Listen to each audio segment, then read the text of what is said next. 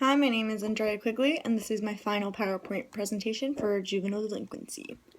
Juvenile delinquency is an act committed by a minor that violates the penal code of government with an authority over the area in which the crime occurs. There are some major causes to juvenile delinquency. The youth comes from an economically stressed family or community. There are behavioral problems. The child was physically or sexually abused. Peer pressure is a big part of juvenile delinquency.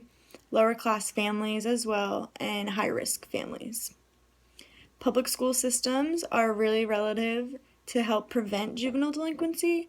They have after school programs, sports teams, DARE programs, and some sort of programs to educate them about the harms of drugs and gang violence.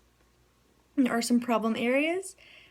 Families that have broken homes, no supervision, no discipline, peer influence, and if there are gangs in school. There are proceedings as well.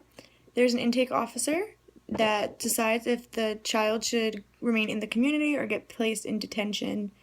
Then the judge court hears the case.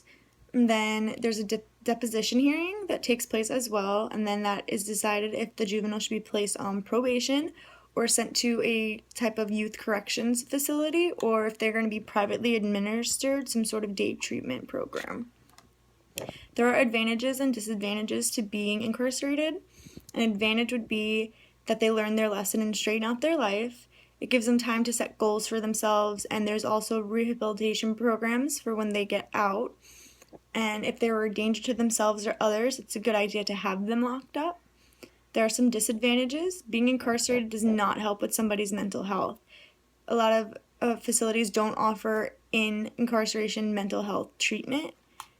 And if you're incarcerated, you have a lower risk to go back to school as well. There are rehabilitation programs for mental and physical needs as well. There are drug treatment programs and alcohol rehabilitation programs to help the juveniles move forward with their lives.